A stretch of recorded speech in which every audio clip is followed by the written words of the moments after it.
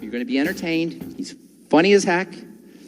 But more importantly, it's going to be life transforming, especially if you're sick, especially if you're dealing with some kind of illness, especially if a doctor has told you that you're going to be on this medication for the rest of your life and there's nothing you can do about it. When you hear Dr. Wallach speak, you're going to say, like I said when I first heard him speak, it's obvious. So would you please join me in welcoming a good friend, a colleague, truly an inspiration, my nutritional mentor, and somebody who's just a great honor and a privilege to say that he's my friend, Dr. Joel Wallach. Okay, thank you, Ben. Thank you so much for the kind introduction, and thank each and every one of you for being here on a Friday evening. You could be out partying. Appreciate you being here.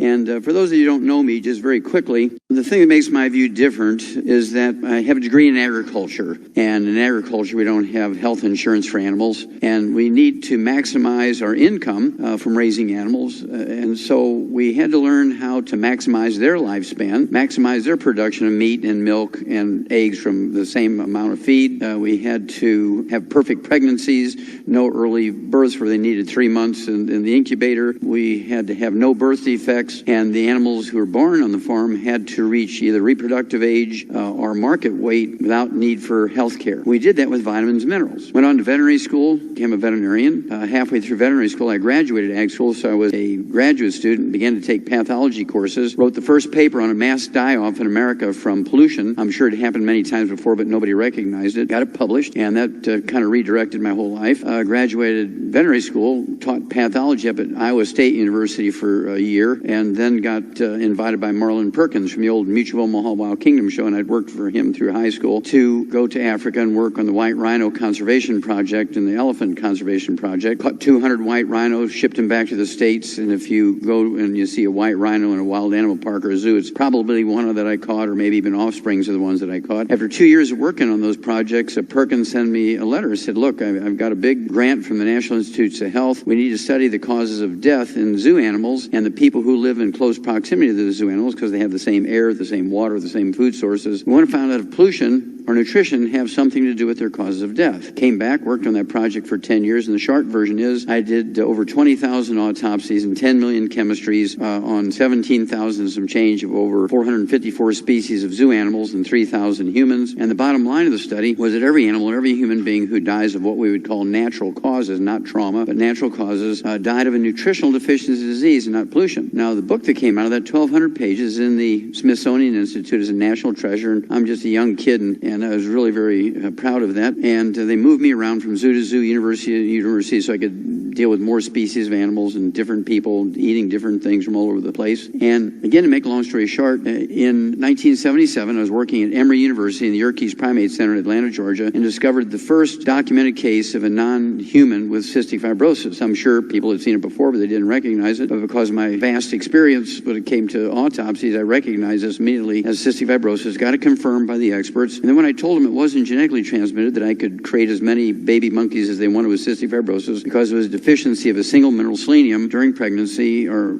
shortly after pregnancy, and I could produce as many monkeys as they wanted, they fired me. They said, Wallach, you must be sniffing glue. Everybody knows that cystic fibrosis is genetically transmitted, and there's no way it could be something you could prevent, reverse, and create. And so, to make a long story short, again, went back to school, became a naturopathic physician, began treating humans in 1978, and been doing it ever since. It's 36 years. I've been treating humans with nutrition and doing the thing with nutrition as we did in animals. So what you're going to get is a view from agriculture, veterinary medicine, as a comparative pathologist, and as a primary care physician. So you're going to get 4 different views of the same subject. So bear with me and hold your questions till later. Now, in the beginning, doctors thought that all diseases were caused by evil spirits or little gods sitting on planets. And if you burned enough goats to the evil spirits, they would spare you of disease. And if you burn enough goats to the good spirits, they would protect you. And then formal religions came along, and formal religions and science conflicted with each other. One of my favorite stories, of course, is Galileo, and he wasn't the only one, but he was one of the more vocal ones, and he wrote scientific papers on the fact that the Earth and the other planets circled around the sun. Prior to that, the churches all believed that the sun rotated around the Earth, and the Inquisition Committee from the Catholic Church at the time condemned Galileo to death for being sacrilegious and going against the church's teachings and belief. And fortunately for him, a cardinal, there was a cardinal when he was a young man, became pope at the time and was able to commute his death sentence from being burned at the stake to house arrest for the rest of his life. And so that's kind of how there was a conflict between churches and science at that time. Several thousand years ago, physicians and philosophers believed that there was a cure-all. We only had to look for it. There'd be one treatment that would cure everything. It was called the panacea. That's where the word panacea came from. And if you could learn how to transmute lead into gold, you were smart enough to figure out that one cure for everything. It was called alchemy, sorcerer. And even Disney came out with a movie, The Sorcerer. After a while, the doctors just got into trying to turn lead into gold for the gold, not for the panacea. Now, Louis Pasteur came along in the 1800s, and he came up with a germ theory. He was a microbiologist, and he was a chemist for the wine industry. To prevent wine from becoming vinegar, he came up with the idea of heating it to knock down the population of yeast and bacteria to stop the fermentation process, the same way with milk, and it was named pasteurization after himself. Now, again, he came up with a germ theory, and in the germ theory, he said there are certain bacteria, because they had just had a microscope invented by a Dutch eyeglasses maker, von Leeuwenhoek, and he could actually see bacteria, and he could grow bacteria from people who had pneumonia and meningitis and many other diseases, and then he could take those bacteria and inject it back into other people and to animals and get the same disease. And doctors fought him over that, tooth and nail. They would fight him over that. And so he had to set up an experiment right in the center of Paris. He got two groups of 25 sheep each group, and he gave one group a vaccination, which he created against anthrax, which is a disease that killed people and animals, and the other group got a dummy vaccination. It was just water being injected instead of the vaccination. Both groups he injected with heavy doses of the bacteria that caused anthrax, Bacillus anthracis, and in the group that was vaccinated, only one out of the 25 died. In the group that was not vaccinated, all 25 died. And the reporters were there, thousands of people were watching this as it went along, and so he became very famous over the anthrax thing. He was also the guy, even though he didn't know the term viruses, he was the one to first come up with a post-exposure vaccine for rabies as a virus thing, and he figured out how to do that. Very, very smart guy. It took a long time for doctors to agree that, yes, there were germs. And once they figured out where there was germs, they said, you know, everything is caused by germs, even cancer and insanity and so forth. And a guy by the name of Koch came along and said, no, you have to isolate the bug, make sure that it's the bug,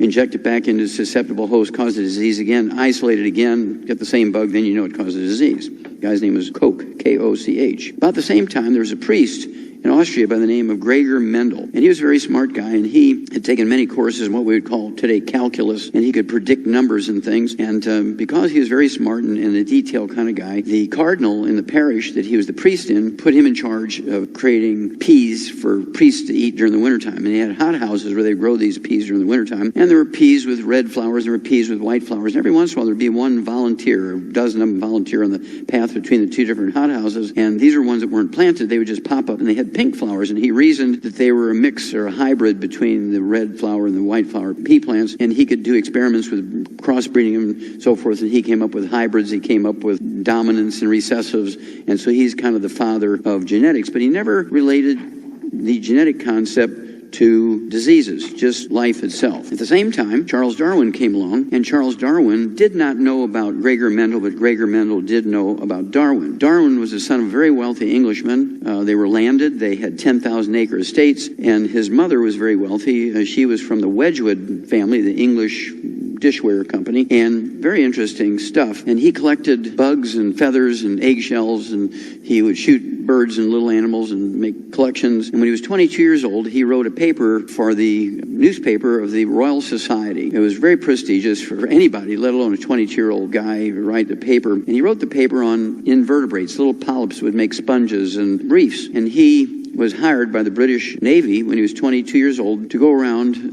the Earth in the HMS Beagle, a British warship, and build artificial reefs. And he was so successful at this, they hired him for another 3 years. So for a total of 5 years, Darwin was going to places that nobody else had ever been before and building these reefs. But he was also collecting animals that nobody had seen before. And he recognized immediately, well, not immediately, he recognized in 5 years when he wrote his book on the origin of species that parents of the babies were passing on information. Human beings had babies who were human beings. Dogs had babies who were dogs, puppies. Cattle had babies who were calves.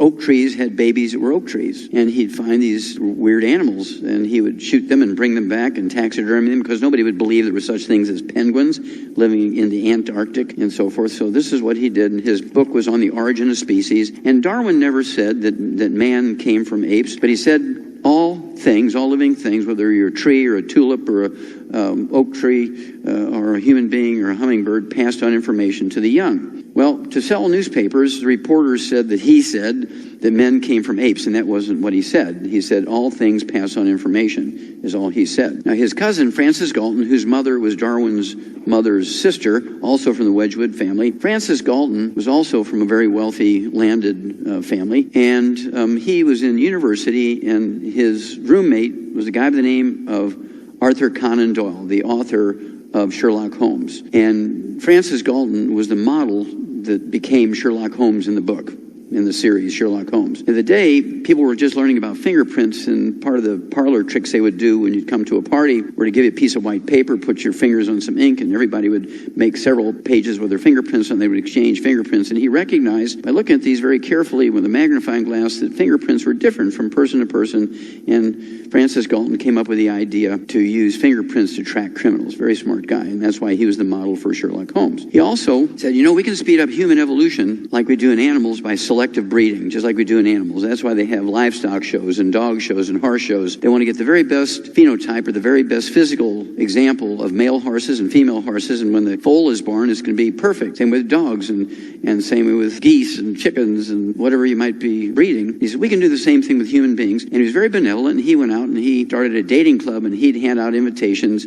to people he considered to be perfect examples of perfect humanity, included IQ and intelligence and speed and athletes and strength. And both the men and women had to be 6 foot tall, blonde-haired and blue-eyed, which he called the master race. Now, this was in the 1800s. Begin to sound familiar. He would give out invitations, and he would have these tall, young, blonde-headed and blue-eyed women meet with tall, blonde, blue-eyed men at these banquets. And just by socializing, he figured some of them would fall in love with another one, and they would get married and have more babies like them. Well, after the First World War, the League of Nations broke up Germany. Germany originally went all the way from Russia all the way to Spain. It was the biggest nation in Europe. They broke them up into the provinces, became individual countries: Hungary, Czechoslovakia, Holland, and so forth, Poland. After the Second World War, there was the Nuremberg trials. And the Nuremberg trials was to find out who were the most horrible of the war criminals.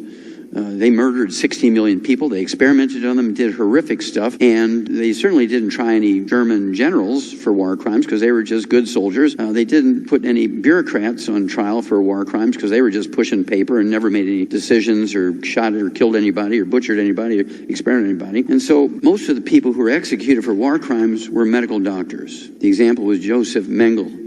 He was called the angel of death because, particularly twins, he would kill one and do experiments on the other one based on what he found in the other one. He would kill people with birth defects, cleft palate, belly button hernias, people who had Down syndrome, cerebral palsy, older people who were infirm. They would just kill them because they were useless. They were, in his terms, useless eaters. They just took the assets of Germany and didn't do anything productive. Even if you were Jewish, who they wanted to eliminate, if you were physically able to work, they would put you to work until you couldn't work anymore. They wouldn't feed you because that was a waste of food. So when you worked yourself almost to death, they would gas you. Now, everybody knows people who were found guilty of war crimes were hung. And of course, most of the people who were hung for war crimes were medical doctors at the end of the war. Now, there's some medical doctors who did horrific crimes, and they weren't executed. And that's because they had all this data from the murder and experimentation on 60 million people. And they would call in to generals and say, look, I've got all this information here from all the experiments we've done over the last 5 years, and I can give them to you in exchange for a pardon. If you don't pardon me, I'll just burn them, and you'll never get all the information that we collected. And many of these Nazi doctors were pardoned because they turned over the information to U.S. forces, and they were made professors in U.S. medical schools. All this information is a book that's out now, not mine, somebody else's book. It's called Operation Paperclip. Everybody knows about Werner von Braun, the rocket scientist we took from the Nazis, but we also got the doctors. Also, all the pharmaceutical companies we have now, Bayer, Pfizer, Roche, Eli Lilly, were Nazi pharmaceutical companies, which they made their money to run the war. We took them over for reparations. This is how we got paid for the cost of the war, was pharmaceutical companies. They turned them into publicly traded companies. And of course, originally the government owned all the stock. They sold it to the general public, and that's how the government got paid for running the war. Now, our doctors weren't innocent. Our doctors did the same thing here in America. They did experiments on people. One of the more famous ones, not the only one, but one of the more famous ones, was the Tuskegee experiment on 400 black men in America who had syphilis, and they said, look, we're going to give you this new penicillin. But they only gave them injections of water because they wanted to see if these guys would die from the same terrible symptoms that white guys died from. Published many scientific papers on the subject. In Canada, they did the same thing. They had what they called residence schools, and they would go into the Indian reservations in Canada and actually kidnap the kids from there, saying, look, we're going to give them a better education, we're going to feed them better, they're struggling here on the reservations. And nobody wanted to believe what was going on in there, but they were experimenting on these kids. They give them tuberculosis, and they tried different drugs to see which one would save them and which ones failed. And this came out, this is March of this year, because they found 50,000 bodies of kids under the age of 10 in Canada that had been killed during this program. 50,000 in Canada were killed in the same type of experiments that were done in Germany. When did this all translate into us being the sickest country in the world? 1901 it began. It actually began at 3 o'clock in the afternoon, Monday, September 4th, 1882. We'll get to that in a minute. But in 1901, something very dramatic happened. A product was invented to be a machinery lubricant called Crisco. See, Procter & Gamble didn't invent Crisco. They did not invent hydrogenated oils. The process of fat hardening was invented in 1901 by Wilhelm Norman, another German chemist working on a machine oil factory, trying to find a cheap replacement for machine oil, which is made from suet, which is beef fat, and they couldn't get it. Well, he came up with using cottonseed oil and our corn oil that had a copper cofactor, and then they bubble hydrogen through it and boil it and all this kind of stuff, and they would get Crisco. And Procter & Gamble recognized they could make a lot more money selling it as food than they did as a machinery lubricant. But they couldn't go against the butter and the cream and the lard that people have been using for hundreds and hundreds and hundreds of years, so how did they do that? They hired a guy by the name of Ansel Keys. And Ansel Keys had gotten a degree in anthropology and a medical degree from the University of Minnesota. And Ansel Keys was one of the founders of the American Heart Association. Deaths from coronary heart disease was rare until 1925, after they started selling Crisco to everybody. Ansel Keys, they raised $1.7 million, which made the American Heart Association one of the more wealthy of the medical associations in America. And they went crazy changing everybody's ideas about eating meat and cholesterol and so forth, because they wanted to sell more Crisco, which made the American Heart Association richer. Now, at the same time, all the experiments were being done was they showed very clearly that the people who had the higher blood cholesterols were the ones who lived longer, had less heart disease, and had no Alzheimer's disease. The lower you got your cholesterol, the more heart disease, the more Alzheimer's disease, and the younger you died. So it boils down to personal ambition, bad science, politics, and bias derailed nutrition policy over the past half century and caused America to be the sickest country. Because the American Heart Association wanted the money, they would buy great ads like this. They made them almost Norman Rockwell pictures, made to help take the fat worry out of good eating. Bam, you're dead. Ansel Keys was so famous, he actually got his picture on the cover of Time magazine. And this was in 1961. Dr. Ansel Keys, father of the low saturated fat and high oil diet, and drove Crisco as a replacement for butter and lard. He's the one who killed America. Time magazine, December 2008, the sorry state of American health. You have to appreciate, we spend more money for health care than all of the 204 nations of the world combined.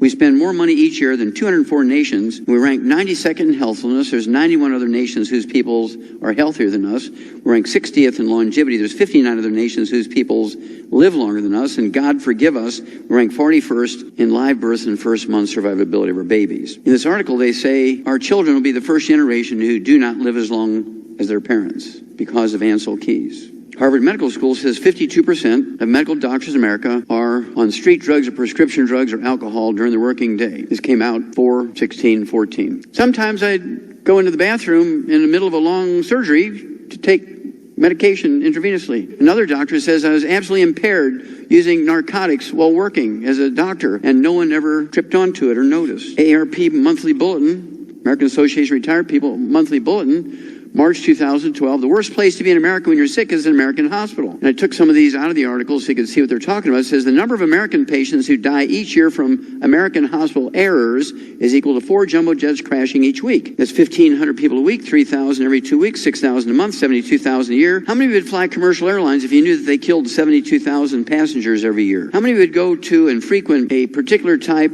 of fast food franchise if you knew that they killed 72,000 of their patrons every year? Of course, there's a big controversy right now. VA hospital in Arizona was trying to stay in budget, and so they side-railed hundreds of patients for a month so they wouldn't break the budget before the end of their fiscal year, and these 40 of them died. Well, that's nothing new. This came out in 1999. It was a big study by the Department of Veterans Affairs. They said there's hundreds of thousands of minor mistakes in the VA system every year in America, 3,000 which are so severe that the veteran has to stay there for the rest of their life in the VA hospital. Of these 3,000 serious mistakes, I want you to look at the word that the Department of Veterans Affairs used. They said medical doctors in VA hospitals kill 700 veterans each year. Last year in Afghanistan, the enemy killed 375 active military personnel. You're safer on a field of battle than you are in a VA hospital.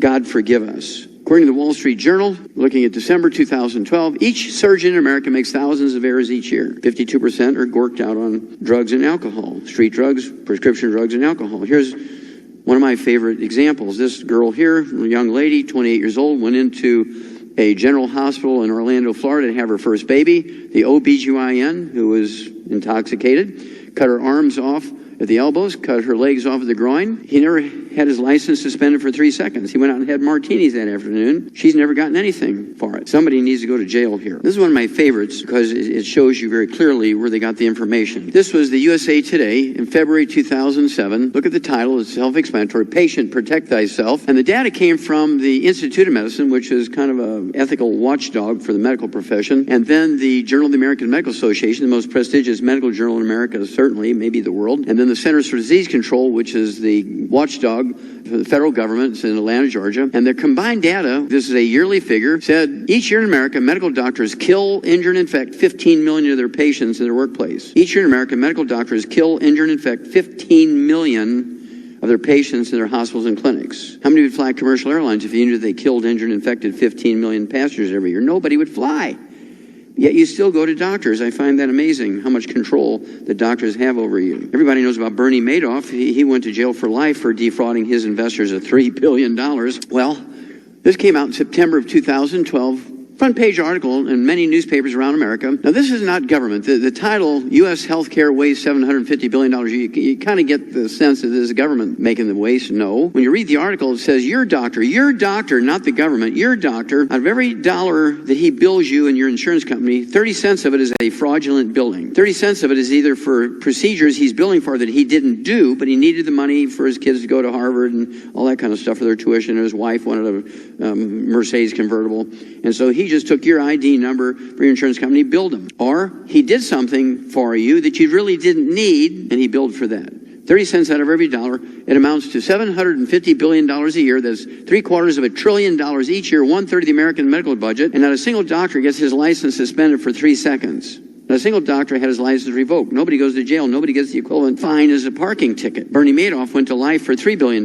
Doctors get a walk for $750 billion. Start breaking that down a little bit. The Center for Disease Control, again, the federal agency in Atlanta, Georgia, tracks his stuff. Just in hospitals alone each year, not private offices and clinics, just in hospitals alone, medical doctors infect 2 million patients because they don't wash their hands after they go potty. And of those 2 million infections, 90,000 die. What would happen if Iran or North Korea were to send over intercontinental ballistic missiles with biological weapons, infect 2 million people in our large population centers? Miami, Atlanta, New York, Newark, New Jersey, Philadelphia, places like Cincinnati, Ohio, Chicago, Dallas, Texas, LA, and kill 90,000. This is a yearly figure. This isn't one time. This goes on and on and on, year after year after year, and nobody seems to care. But we'd go to war with Iran. We'd vaporize them with an atomic weapon if they'd do that to one of our cities. But the medical doctors have legislated themselves into being a protected monopoly, self-policing. They've also legislated all of their competition into being fifth-class citizens, quacks who cannot be paid by insurance. When you get a roof on your house or put an irrigation system in your house, you're going to get 3, 4, 5 bids or more. After you choose what you think is the best one based on what they're telling you and the contract they propose for you, you're still going to, before you sign the contract, you're going to go to the Better Business Bureau and see if there's any complaints about these companies you're looking at. You go to the same doctor year after year after year after year for 20, 30 years. Whatever he says you do, you don't even question it. You don't even go get a second opinion. And that's what's killing America. One bacteria, C. diff, Clostridium difficile, a human poop bacteria, kills 30,000 each year in hospitals alone. That's 1/3 of those 90,000 that are killed by infections are killed by C. diff, only found in human poop. Doctors give it to people because they don't wash their hands after they go potty. Well, in 1993, there were 85,700 of these infections in American hospitals. 17 years later, 2010, it went up 400% to almost 350,000 from 85,000. And so, does this give you a sense that doctors are really working hard to solve the problem? No. There's no consequences why it looks like that. If we were to take the top 50 doctors who kill 1,000 people a week and hang them, and then take the next 1,000 doctors who kill 25 a week and put them in jail for life, the table would look like that, wouldn't it? Because there's consequences. The reason why the table looks like this is there's no consequences. Now, the Chinese have figured out how to deal with this. There's two types of Chinese doctors. The traditional Chinese medical doctors are called the barefoot doctors. They go back 1,000 years before Egyptian doctors. Egyptian doctors came online about 4,000 years ago. The traditional Chinese medical doctors came on 1,000 years before that. Acupuncture, herbs, great writings and so forth. The Yellow Emperor recorded all this stuff. I mean, this goes way, way back, thousands of years. And during the Second World War, the Japanese soldiers were moving ahead of their supply line. They were starving, and they were poor, and they would strip, like locusts, they would strip the civilian population of everything. And the doctors had the best shoes, so they always wanted to get the doctor's shoes. So the traditional Chinese medical doctors were called the barefoot doctors. They would go out to the villages and help people with acupuncture and herbs, and they were beloved by the people of the villages. Well, after the Second World War, the Chinese sent their very brightest young medical students to the United States and Canada and Europe for Western medical training, and they came back and began to kill the Chinese patients just like Western medical doctors do here in North America and Europe. Well, the Chinese have figured out how to solve the problem. Each year, grieving families kill 27.3 doctors in each hospital, on the average, who kill their relatives, and this is considered justifiable homicide. So the government's now trying to say, okay, come on, guys, let's cool our jets. Let's not do this anymore. We know it's listed as justifiable homicide. That when, a doctor kills your father, the brothers and the sons go and kill the doctor with axes and hammers and all this kind of, because they're not allowed to have guns, so they have to do it with primitive weapons. And I'm not proposing that we kill doctors, but what I am proposing is we take care of ourselves enough where we don't need them. If you don't need them, they'll pack up and leave. Couple more, and then we'll get into the diseases. Deaths by medication error rising. This came out in 2006. This is a national story in the United States. Medication errors, these types of mistakes are tied to 1.5 million fatalities and permanent injuries each year in America alone. And everybody wants to take medication. I find that amazing. A federal jury in Lafayette, Louisiana, lodged a punitive damage against Eli Lilly and their Japanese partners for $9 billion over hiding lactose risks. Now, what is that? Lactose, of course, is a extremely well-respected drug that's used for diabetes. I mean, it will lower your blood sugar. But everybody who takes lactose gets cancer. They forgot to tell you that part. They conspired to keep that piece secret. And so a federal jury dinged them $9 billion. I thought that was cool. The problem is, that's chump change for them. That's like charging you a nickel for a parking ticket. None of the guys who were in on the conspiracy lost their jobs. None of them got a fine, a parking ticket. They got nothing. The company got dinged $9 billion, but again, it's like you being charged a nickel. Hospital care fatal for some patients. This study was actually done by the U.S. Department of Health and Human Services Office of Inspector General, which is essentially the auditor for Medicare. What they did was look at the monthly kill rate by medical doctors on seniors, people who were on Medicare. This is a monthly figure. Medical doctors kill 15,000 Medicare patients in hospitals with minor medical procedures and screening tests. Now, how many over age 65 would fly commercial airlines if you knew that they killed 15,000 seniors every month? That's 180,000 a year. Nobody would fly if you're over age 65. But you still go to doctors. Why? Because of insurance. I'll show you 3 people, very famous people that they killed the last couple of years who were over age 65. Andy Rooney from 60 Minutes was 92 years old. He and his 87-year-old wife were going to go on a world cruise for a year. And she was nervous, said, Andy, I'm 87, you're 92. One of us is going to get sick here, and we need to take a disc with our medical records in case, because we don't even speak the languages of the place we're going. So he agrees. They go into the doctor, and while the discs are being burned on the records, his doctor is going through his papers and saying, you know, Andy, you're 90 years old. I can't see where you've ever had a colonoscopic exam. You could have cancer lurking around in you. And he should have said, no, I don't have any blood in my stool. I'm not losing weight. I don't have any pelvic pain. I haven't had any change in my bowel habits. And so I'm not going to get a colonoscopic exam. But instead he said, oh, okay. Andy Rooney, the skeptical guy, was a compliant 90-year-old guy. Goes in the next day. The doctor sticks a garden hose up his rump, punctures his intestine. 3 days later, he's dead from peritonitis belly infection. When you look online, Andy Rooney obituary, no matter what service you're looking at, they all say the same thing. It was a news release, okay, from 60 Minutes. They said, Mr. Rooney died from complications of a minor medical procedure. Wasn't minor for him, it killed him. And then Dick Clark, American Bandstand, 80 years old, goes in for physical, complains to his doctor. He gets up in the middle of the night to go to the bathroom. The doctor says, you probably have an enlarged prostate. Sends him to urologist. Urologist examines it. Yeah, you got an enlarged prostate, Dick. We need to cut part of your prostate gland out. We're going to put you on prescriptions. And I could see Dick Clark kind of arguing a little bit. He said, well, I don't think I need surgery. Well, yes, you do. Listen, Dick, this is a minor procedure. You don't have to stay in the hospital overnight. It's an outpatient procedure. It's like clipping your fingernails, for goodness sakes. You come in at 9 o'clock, 9:30, you're done. 1 o'clock, you're on the golf course, for goodness sakes. Don't be a wimp. And he should have said no, but he said, oh, okay. Goes in at 9 o'clock, 9:30, he's dead. What the doctor forgot to tell him was when you cut on the prostate gland, it releases a hormone that causes your risk of thrombotic stroke, coronary thrombosis, pulmonary embolism to go up. Well, he won the lottery. He got all three and died. When at 9 o'clock, 9:30, he was dead. But my favorite is Neil Armstrong, our top astronaut, first man to walk on the moon, personally saved 2 doomed NASA missions. 80 years old, went in for his physical. The doctors came out saying, that NASA program must be wonderful, Neil. You're 82 years old, but you got the blood work and the physical body of a 50-year-old guy. The only thing we can find is one coronary artery way down at the tip, has a 3-millimeter wide, 30% blockage. You're not going to have any chest pain, angina, because it's too low. It had to be high up in the artery to have the pain. There's really no risk of having a heart attack because it's too low. It has to be high up in the artery to have risk for a heart attack. But it could be a progressive thing. And if you let us, we'd recommend doing putting in a stent or 2 and doing a bypass or 2. You'll never have to worry about a heart attack from these arteries. And he should have said no, no, no, but instead he said, oh, yes, sir, let's do it. 3 days later, he was dead. What did he die from? Complications of an elective cardiovascular procedure. Elective means he really didn't need it. All the doctors went out and had martinis, saying, gee, we killed Neil Armstrong. Can you believe that? Now, if Al-Qaeda would have kidnapped him, cut his head off on YouTube, we'd have sent in drones to blow up baby food factories in case they had biological weapons in there. We'd certainly send in SEAL Team 6 to kill a bunch of people. But let a doctor kill our top astronaut, it's okay. To me, this is the most important part of life. The first 91 days of pregnancy, the baby's going down an assembly line. And like a factory, say making cars, TVs, refrigerators, tractors, furnaces, whatever it's making, there has to be stations where it has all the parts, and you got a team of guys installing these parts. They're handing them to them. The one guy's putting the parts in, then it goes on to the next station, they put in the parts, and it goes to the next station. If somebody has to run to the bathroom, there's nobody there to kind of keep up with it, nobody stops the assembly line, that furnace or that car will get to the line, there'll be pieces missing. The same thing happens with babies. There's pieces missing. This is what causes birth defects, because the mother was missing something.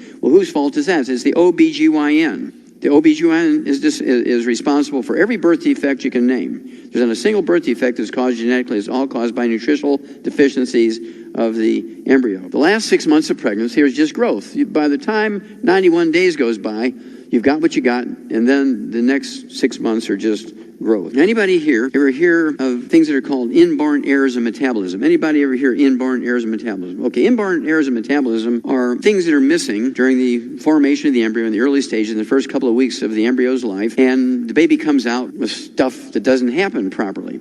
For instance, how many of you heard of lactose intolerance? You drink milk, eat cheese, eat ice cream, you get bubbly intestines, and it's painful and bloating and diarrhea. It's called lactose intolerance because you're missing the enzyme lactase, because mama was missing something when that enzyme was being formed. You can make up the difference by supplementing with lactase, and you can take the enzyme and then go knock yourself out, eat all the ice cream and cheese you want, and no problem. Same thing is true with fructose intolerance.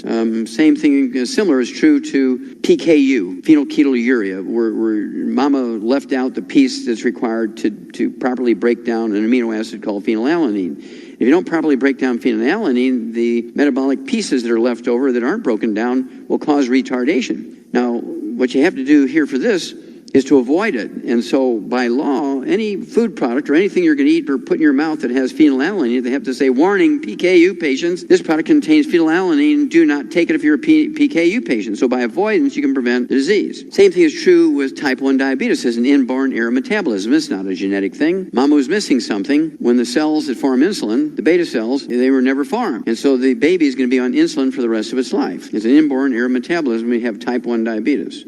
Type 2 diabetes is a simple mineral deficiency. It's easily reversed. Now, in black people, they have a disease called sickle cell anemia. The same disease in white people is called thalassemia. This is where the mother is having the baby go down the assembly line, and when the bone marrow is being formed, the part that makes the hemoglobin, there's something missing, and the hemoglobin has what's called the sickle cell trait, or the thalassemia trait.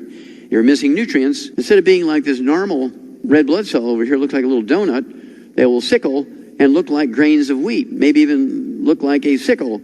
And so you can see where these would clog up little arteries and cause strokes and swelling and all kinds of other complications. And so by supplementing with the 90 essential nutrients, which we'll get into in a minute, and taking some extra selenium and some extra B6, you can prevent people who have that sickle cell trait from sickling. Been doing this since 1991 in people in Atlanta, Georgia, in the Georgia Sickle Cell Foundation. You all heard of Down syndrome. Down syndrome is not genetically transmitted. Down syndrome is actually caused by a zinc deficiency in the first 10 minutes of pregnancy.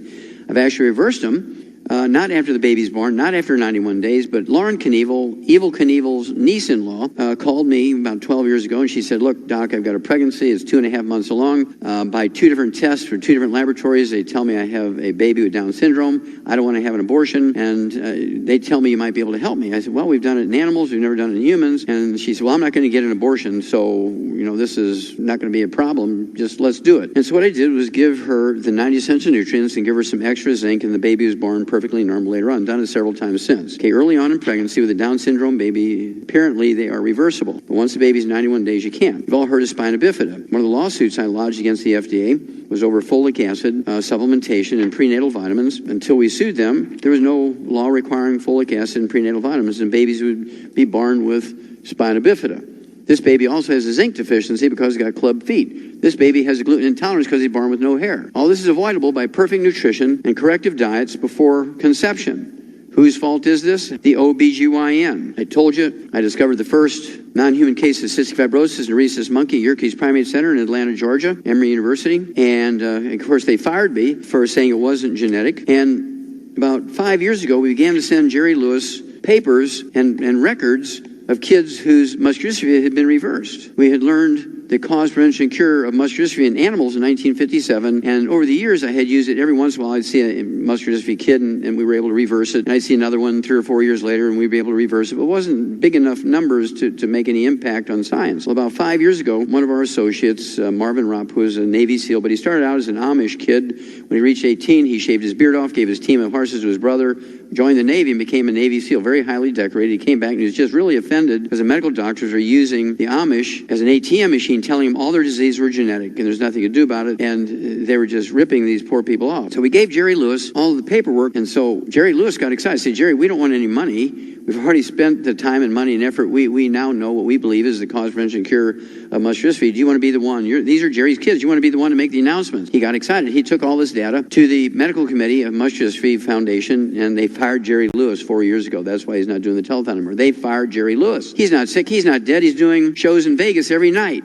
They fired Jerry Lewis. Somebody needs to go to jail. Well, in 1989, with Ma Lan, I went to China and went to Qishan province, China. Why did I go there? Because everybody knows the Qishan disease, which occurs in 13 out of every 1,000 kids there, is a cardiomyopathy heart disease. So sudden heart death is caused by deficiency of selenium. We know a deficiency of selenium is the cause of cystic fibrosis and the cause of muscular dystrophy. And I reasoned that if this is true, and everybody, including the World Health Organization, agreed that Qishan disease is cardiomyopathy heart disease caused by a selenium deficiency, there had to be some kids there in China with cystic fibrosis and muscular dystrophy. And experts, when I asked them about it, they said, no, come on, Wallach. Cystic fibrosis and muscular dystrophy only occur in white kids from Eastern European origin. Well, I knew that wasn't true because I had autopsied black kids and Oriental kids, Asian kids that had these diseases, cystic fibrosis and muscular dystrophy, so I knew that couldn't be true. So we went there. Passed all the tests, did everything we needed to do. to satisfy the Chinese government that we knew we were doing. They were going to get their credit for it, and did 1,700 autopsies in kids under the age of 10. 595 of them, exactly 35%, had cystic fibrosis and 100% had muscular dystrophy. Published it in English. Published it in the Journal of Trace Element Research. Very well respected scientific journal in the United States. The equivalent journals in Chinese in China. Sent copies to the Muscular Foundation, to the Cystic Fibrosis Foundation, never heard a word from them. Somebody needs to go to jail. You all have heard of cerebral palsy. Cerebral palsy is one of these gradient diseases. It's a gradient disease, different degrees of severity. Baby's born with 10% of his cerebellum, which is the part of the brain that's damaged when you have cerebral palsy. 10% damage, 10% underdevelopment. The baby's going to kind of walk like Charlie Chaplin. And with braces and some physical therapy, they can kind of circumvent that disability. If they have a 25% underdevelopment of their cerebellum, they kind of flop around a little bit and with their arms and hands and upper body as well as their legs, and you know they have cerebral palsy. If they have 50% development, they're going to be restricted to a wheelchair. This girl here has 90% underdevelopment of her cerebellum, the size of a grape instead of a tangerine. And you can see her, she has clamps on her head and holding it up. Since she was born, and she's 11 years old here, since she was born, people have to wipe her bottom. Here she is, it's now 2 years later, after this picture was taken. She's now 13. She's 11 in this picture. She's going through puberty. Somebody's going to have to change her tampons, wipe her bottom, feed her, do everything for her, give her massages 3 or 4 times a day to prevent pressure ulcers, all this machinery that's needed to move her around, care, extraordinary care. It's $5 million a year for that child. There's 10,000 babies born with this disease in America every year. Whose fault is that? OBGYN. Totally preventable. This is the part of the brain that's underdeveloped when you have the cerebellum, when you have cerebral palsy. Same way with belly button hernias. It's a gradient disease. Here's a pretty typical belly button hernia the size of a walnut. Just you give that baby a hypnotic either by injection or gas, puts local anesthesia around that. 10 minutes, the procedure is done. You've repaired that belly button hernia, but the baby shouldn't have to go through that. Mama was missing something during pregnancy for that to happen. This next one, the baby was born dead of vascular shock because the defect went from the 2 inches below the belly button through the belly button to 2 inches above it, and there's no skin over it, and the stomach and the spleen and some of the intestines are hanging out, and you can see well, why didn't the OBGYN know that baby was suffering from vascular shock? Well, he was in the bathroom giving himself drugs. This one here, the defect goes from the pubic bone all the way to the middle of the chest, and here the liver and the stomach, the spleen, and all the intestines are hanging out. You can see how that baby would die from vascular shock being born that way. Where was the OBGYN? That baby's perfect. The brain is perfect, lungs are perfect, heart's perfect, liver's perfect, everything's perfect. It died from vascular shock because all its insides are hanging out during birth. That baby, if it was delivered by cesarean section, would be alive today. Somebody needs to go to jail here. Same with cleft palate. It's a gradient disease, different degrees of severity. Whether you're rich or poor,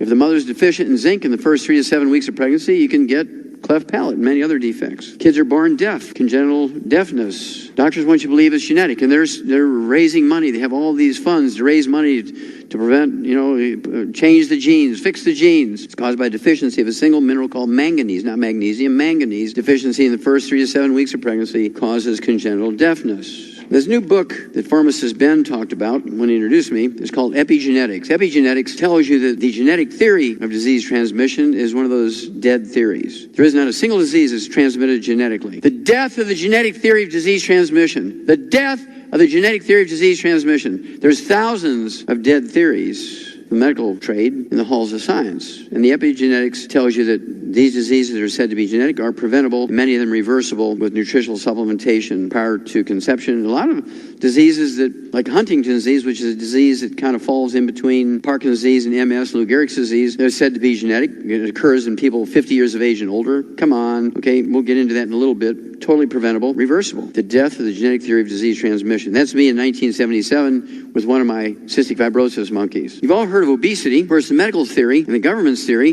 of why America is obese and overweight is because we don't exercise enough, we eat too much. Well, following their theory to eat less and exercise more, we became the #1 obese nation in the world. We're #1! The only thing we can brag about being #1 in the health area is, we're obese, by following their theory. So obviously that theory didn't work. So what causes obesity? What causes people to be overweight if it's not lack of exercise and eating too much? Well, it's a simple nutritional deficiency. You take the nutrients and it goes away. We'll get into that in some detail if we have time. Multiple sclerosis, a disease that historically occurred primarily in people between the ages of 30 and 60. MS, today, in the last 10 years, the peak of the demographic curve of who gets MS are kids under the age of 12. They're even diagnosing MS now in 10-month-old babies. 10-month-old babies. How's that happening? Free radical damage to the myelin of the brain. Free radical damage to the myelin of the brain. Well, why is it now we're getting it in young babies, 10 months old, and it used to be in people 50 years old? That's because our babies are getting free radicals damaging their myelin of the brain. Well, where are they getting the free radicals? Apple juice. What happens when you cut an apple in half and leave it exposed to the air without putting lemon juice on it? It turns brown. What's turning brown in the apple?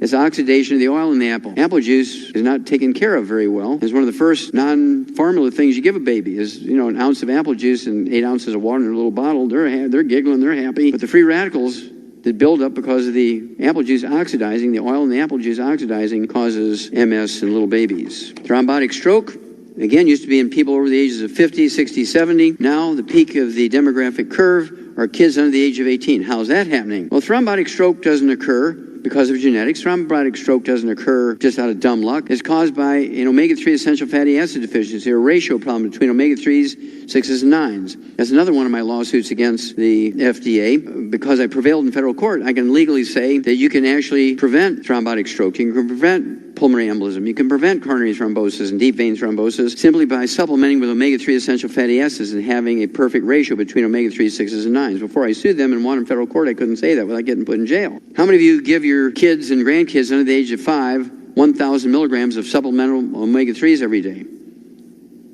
Gosh, I don't see any hands going up. That's why your kids are going to die before you from MS and stroke and stuff like that.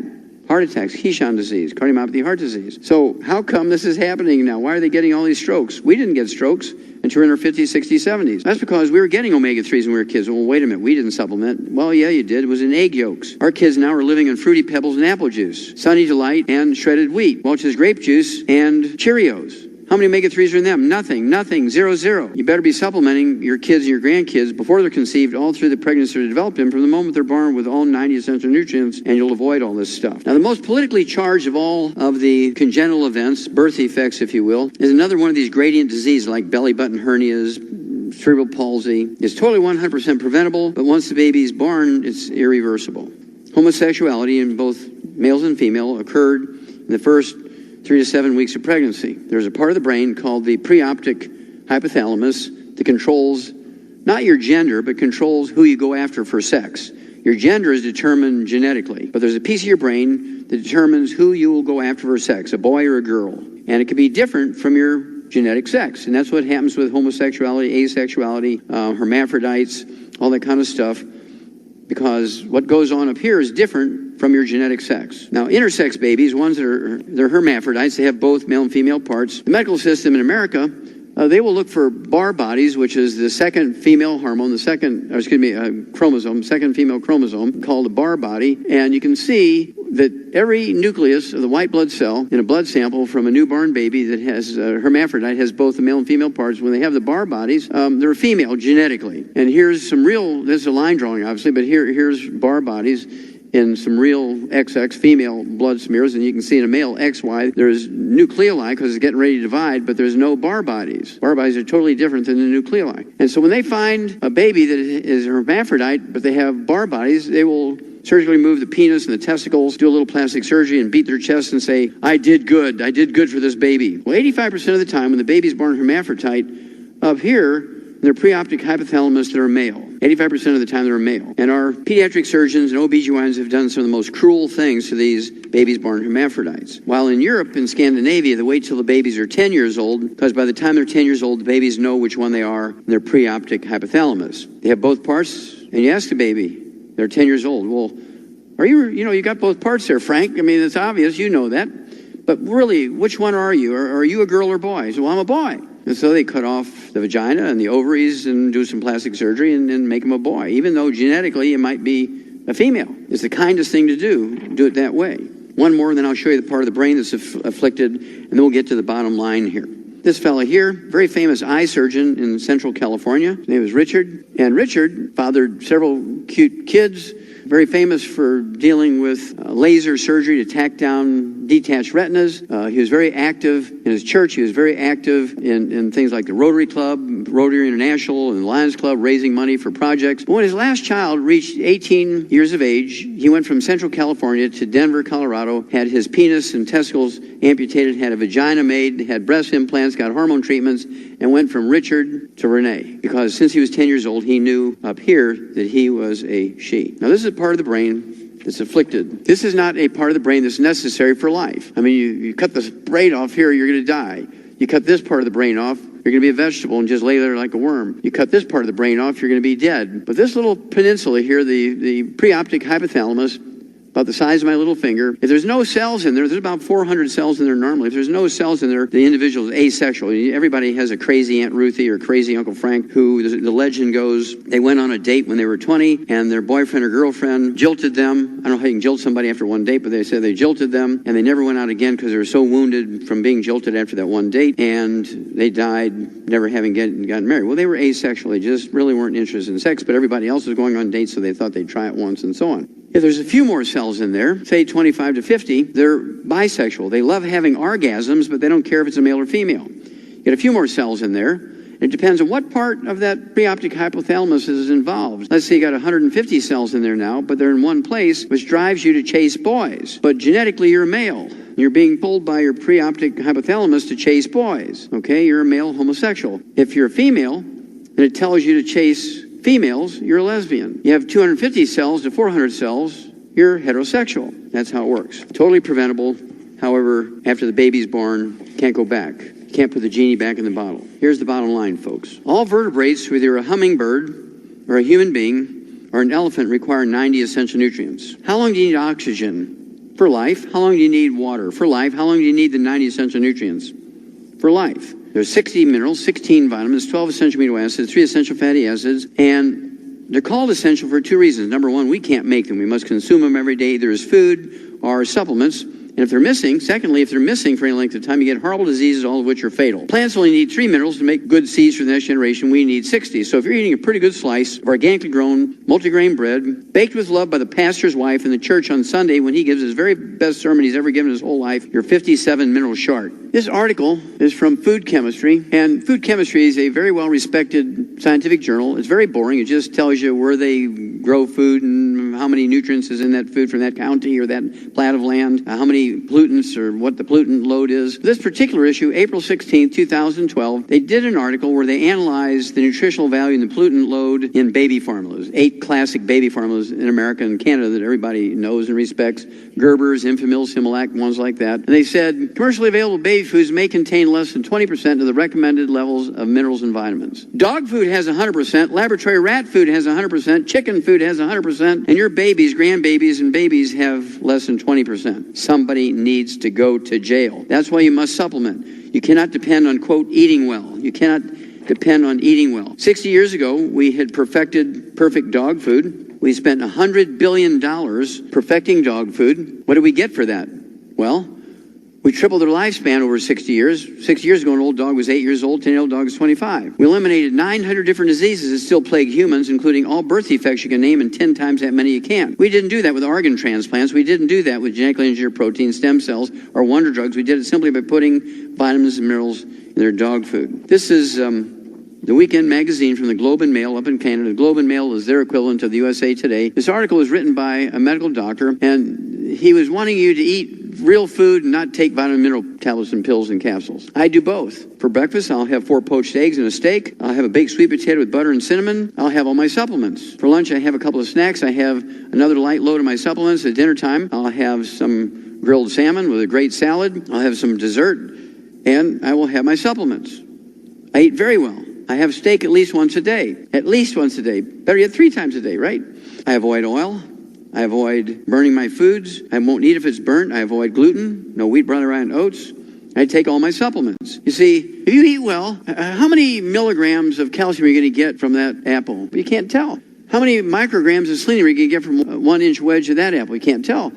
How many international units of vitamin A or beta carotene are you going to get from eating a slice of that tomato? You can't tell. So I'm going to eat well. but I'm going to also take my supplements because I know how many milligrams, how many units, how many micrograms of everything I'm getting, because I'm not going to leave my life or the life of my kids and grandkids and great-grandkids and great-great-grandkids up to chance, to the throw of the dice, what may or may not be in that food. I'm going to make sure everything is in there perfect. The equivalent of not supplementing would be to put a couple of shovels full of dirt from Texas in the crankcase of your car. Say, well, there's probably oil in there because that dirt's from Texas. That'd be really stupid, wouldn't it? Well, when you just eat well and you don't supplement with everything you know properly to make sure you get everything you need, worse yet, if you don't supplement your kids and grandkids and great-grandkids, rich people thousands of years ago, royalties, wealthy noblemen, wealthy merchants, would get their minerals from mummy dust. You go to the grave robber who had already sold off all the jewelry and the clothes and trinkets that were buried with him, but he kept the mummy because there was more money in the mummy than there was in the trinkets. You go to everybody knew where the grave robbers were, just like back in the probation days, everybody could get whiskey, even though it was illegal, right? And so you go to the grave robber and you say, look, I got arthritis in my right hip, and he'd go cut the right hip off the mummy, grind it up, give you the powder, and in 6 weeks' time, your hip was cured. It would go away. The arthritis would go away. Why? Because human joints have chondroitin sulfate, glucosamine sulfate, hyaluronic acid, collagen, vitamin A, vitamin D, calcium, magnesium. It has all this stuff, and it would repair that joint. Now, human joints are a lot more expensive than chicken joints, right? And so slaves and subsistence farmers couldn't get their minerals in the same fashion, so where did they get their minerals? From wood ashes. Wood ashes are not really ashes. They're the plant minerals that are left when you burn away the wood. Powder that's left in the fireplace, the wood stove, is really plant minerals. You throw it in the garden, and the corn, and the peas, and the sweet potatoes, and the onions, and the tomatoes, and peppers, whatever you're growing out there, suck up these minerals. You throw them in the garden, the plants suck them up, you eat the plants, you get your minerals in that fashion. Well, that was the way we supplemented with our minerals. That's the way, the traditional way we got minerals for thousands and thousands and thousands and thousands and thousands of years, until 3 o'clock in the afternoon, Monday, September 4th, 1882, on Pearl Street in New York City, on the bluff overlooking the construction of the Brooklyn Bridge, where this fellow here, Thomas Edison, pulled the switch on the first commercial electric generating plant. Within 10 years, every town and every municipality and every city in the industrialized world converted from wood as the universal fuel to electricity. How many wood ashes, how many plant minerals are left over when you fuel your home with electricity instead of wood? Zero. And what did you replace your traditional source of nutritional minerals with? Nothing. And here comes a well-respected individual, a doctor, saying, now, don't you supplement with vitamins and minerals. You can overdose, you know. You better be saving your money for pharmaceuticals. You're going to need it as you get older. This is a satellite picture from 100 miles up. Southern California agricultural land. This is Mexico down here, Yuma, Arizona over here, Pacific Ocean over here. This is the Salton Sea, so you know exactly where this is at in Southern California. The Salton Sea is a salt lake about 1/10 the size of the Great Salt Lake in Utah. But what you see here is the nutritional minerals do not occur in a uniform blanket around the crust of the earth. Nutritional minerals occur in veins like chocolate and chocolate level ice cream. These different colors and swirls and whirls are telling you these whirls and swirls are made up of different minerals, different mixtures of minerals, different amounts of each one. And the only way we can guarantee that every mouthful and every animal that eats soybeans, they're grown here, corn that's grown here, whatever might be grown here, we're going to put in their feed. We're going to give them, we're going to supplement them with everything we know they need for maximum life, no birth defects, going to maximum production of milk, meat, eggs. When you look at that label on the dog food, on the chicken food, on the dairy food, on beef cattle feed, that label reflects only what we put in there, not what the food got out of the soil. What the food got out of the soil is value added, but it's a throw of the dice. So we put everything we know they need for perfect everything, we put it in there. This is a compost pile that contains 77 minerals in it. These are plant-derived minerals. This is a compost pile. This is plants. There's 100 cubic miles of this stuff. There is a 10,000-year supply if everybody in the earth uses this stuff. These guys are standing on a road 3,000-foot elevation above sea level. This white cap is 25-foot thick marine limestone. We know it's marine limestone because the animal and plant fossils in the limestone are from the ocean. This has zero pollution. It was under the sea for thousands and thousands and thousands of years. The ultimate question is, do you put oil in your car before the engine burns up or after the engine burns up? You put oil in your car before the engine burns up. You change the oil over 3,000 miles, whatever the maintenance book says. You'll get 300,000 miles out of that engine. If you put water in that car instead of oil, that car might not go 50 miles. So you know to put the oil in the car. Well, Methuselah lived to be 969. Those in the Old Testament who begat so-and-so, who begat so-and-so, who begat so-and-so, they lived to be 150, 200, 300. So who knows how long we can live if we do everything right. So isn't it insane to supplement with everything we know we need in perfect amounts? Eat right, but make sure we're getting everything perfectly, like we do putting oil in cars before the engine burns up. Now myself, next month, using the Chinese method of aging, I'll be 75. Using the American aging system, I'll be 74. I have not been to a doctor with me being the patient for the last 68 years. I've never been on prescription medication. I have no health problems whatsoever, and nobody's going to steal an airplane with me on it. Now, if everybody were like me medically, The medical system would be real humble if their patients only came to them once every 75 years, wouldn't they? They'd be real humble. I've been taking the 90 essential nutrients twice a day since I was 9 years old. Been taking this program twice a day since I was 9. Now, I'm not stupid enough to think that I, a 9-year-old kid, figured this out by myself. I figure I had some divine guidance there, right?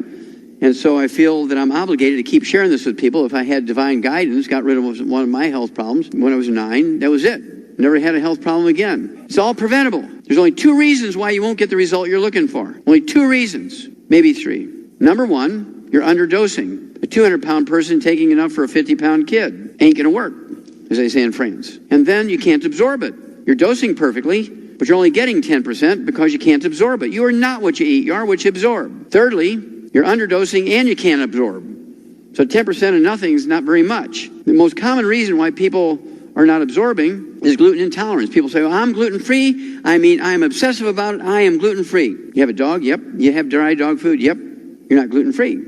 Because dry dog food is made from gluten. You have a cat? Yep. Give them dry cat food? Yep. Well, you're not gluten-free. Well, I can't get my spouse to give up gluten. Well, you're not gluten-free then. Everybody in the household, including the mother-in-law, the spouse, the dog, the cat, the bird, the fish, because of cross-contamination of the laundry, the couch where everybody watches TV, the food preparation service, the bed you sleep in, everything, everybody in the household's got to be gluten-free. Otherwise, you're not gluten-free. And then, of course, you need stomach acid. You cannot be drinking alkaline water during meals because you neutralize your stomach acid. To absorb minerals, to digest proteins, to absorb B12, your stomach pH got to be pH 1.2. It's got to be like battery acid. It also keeps your stomach sterile so you don't have yeast and bacteria growing there. You won't have reflux. It makes your reflux go away. So when people tell me they haven't gotten the results, you have to go back and do a little investigation, do a little housekeeping, figure out why you're not absorbing. Are you underdosing? Well, you have to look at all those things. Because this program I've been doing for 36 years will never fail. If it fails, it means you're not absorbing or you're underdosing or both. And thank you very much for being a good audience.